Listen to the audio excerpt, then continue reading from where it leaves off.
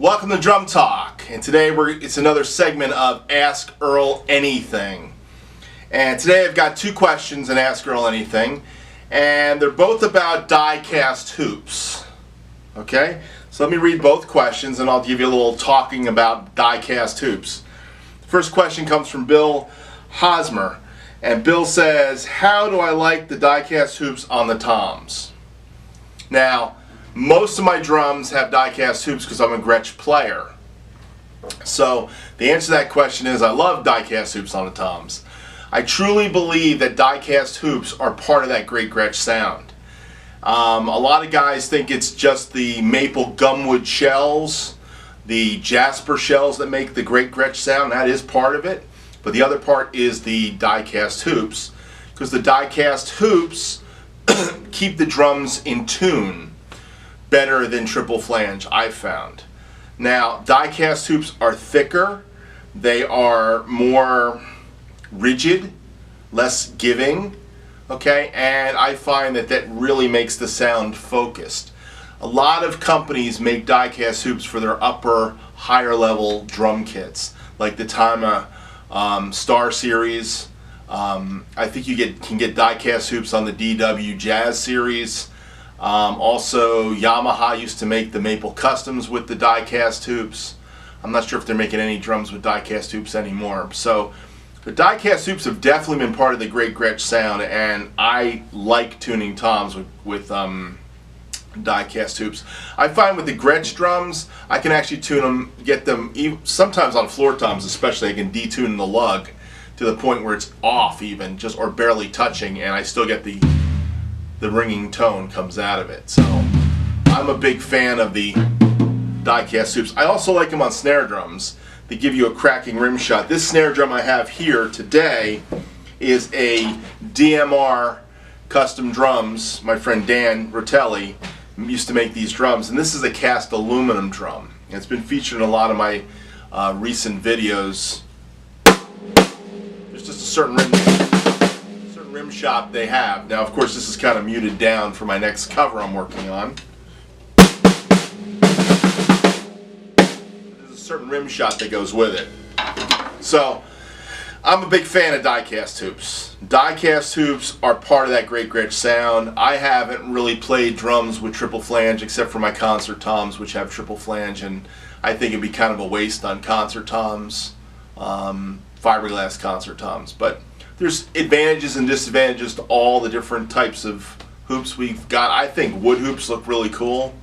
I found the Yamaha vintage wood hoops, they don't last long if you rim shot them, so don't rim shot those babies, otherwise you will break them. I've gone through one of those hoops. I still have a bottom hoop, I don't have a top. I have to get a top one of these days. But, you know, part of the character of that great Gretsch sound is the die-cast hoops, and I've always said that to people.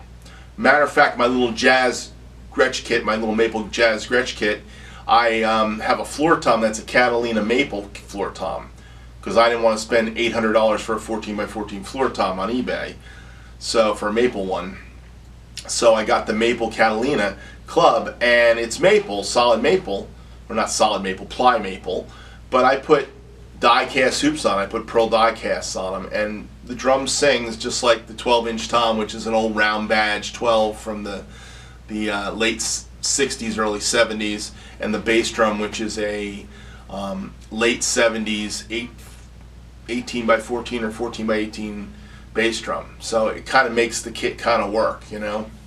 Now, my next question comes from Jeff France, and he says, I have a Noble Cooley solid shell. I fall in and out of love with it all the time.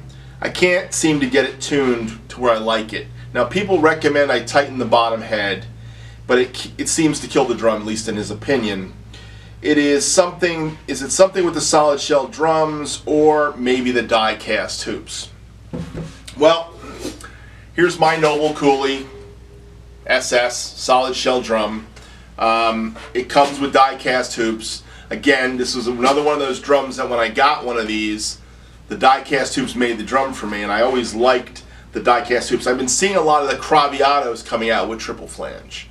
So, I mean, I'm sure if I put triple flange on it, it will give it a different flavor, you know? But again, I find that die-cast hoops, if they are round, work great on a drum. If they're not round, that's a different problem. And I had a Noble Cooley.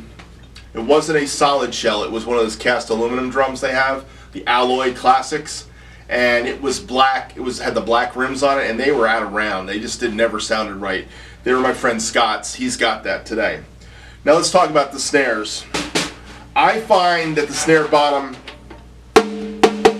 has to be tighter than the top. So I always tighten the bottom head tighter than the top. Matter of fact, when things are not working with this drum, a lot of times I find that it is one of these lugs on the bottom is out of tune, because they do loosen, especially the lug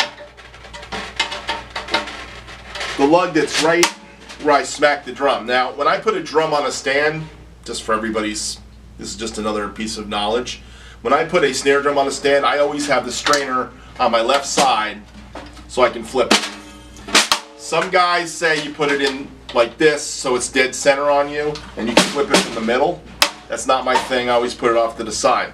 So normally on this drum, I'm cracking rim shots right in this area, and these lugs loosen up and the bottom lugs loosen up too. That's why I've got these extra solid plastic washers on them. So I find myself making sure I tighten these a lot. I find the die casts work on this drum. I like it. It's just kind of the sound I kind of go for. Now it's time for a new head on this drum, I can tell you that right now, and I have the drum generally cranked. But these drums are one of those things that guys like or they don't like. I have a good friend of mine, Pat O'Donnell, gave me my first, we traded for this drum. Not this one, but I had a 5x14 black, it was his. I love that drum. He hated it. He liked the sound of a not a Black Beauty, a Superphonic. He loved the sound of a Ludwig Superphonic, and that was his sound. He was going for that GAD thing. He always was going for the GAD thing. So he hated this drum. I traded him some electronics, a D4 and some pads, and he gave me that drum. I used it forever. Then I made the mistake of trading it back to him, and then he sold it on me. So it took me years to get this drum from my friend Scott, who's another Noble and Cooley guy. He's the guy who taught me about and showed me Noble Coolies. I think the die casts are really important on this drum to get the sound, but I would say go ahead and try triple flange if you like. But always tune the bottom head at least a little bit tighter than the top head. And I find that if you like your top head to be really loose on the top, you have to tune it up much higher than the top head. If you've got a loose top head, you've got to crank up the bottom head to get the snare response. Otherwise, the drums don't work. And whenever I go into a situation with like a church or something where they've got a really cheap snare drum, the first thing I do is tighten the bottom head up. Not kill it, but I tighten it up to the point where it's nice and tight and the snares respond. So you need to tighten the bottom head to get that snare response. Anyhow, I hope these answer your questions. I may have created more questions than not, but Noble and Coolies and die-cast hoops are really cool. I am seeing some solid shells with triple flange, so it's up to you if you want to go that way. And Craviotto's probably makes some of the best solid shell drums in the business, and they're putting triple flange on theirs. So, but I'm a fan of the die-cast hoops. I'm just a fan of them. So, anyhow, this is Ask Earl Anything.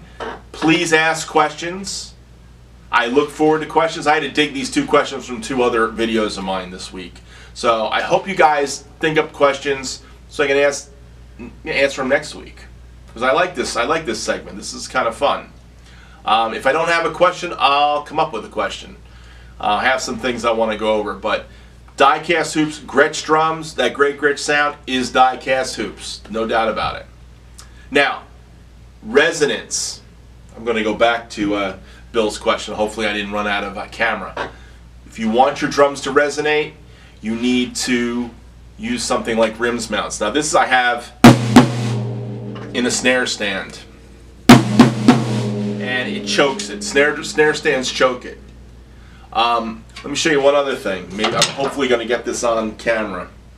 Oh, I can't do it. I don't think I can do it. Pick up the floor tom.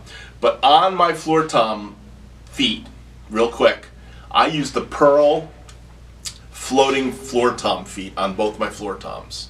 Now if you don't want to do that, you can take a piece of this structural foam stuff and sit it on your floor tom legs, and you'll get more resonance out of your floor tom. I've done that. I did that for years, but then I found these, and these work great. Rims mounts work great. Love rims mounts if you want to get more resonance out of your toms. Okay? A lot of guys are tightening them down and dampening them. Anyhow, hope that helps. Thanks for checking me out. God bless and have a great day.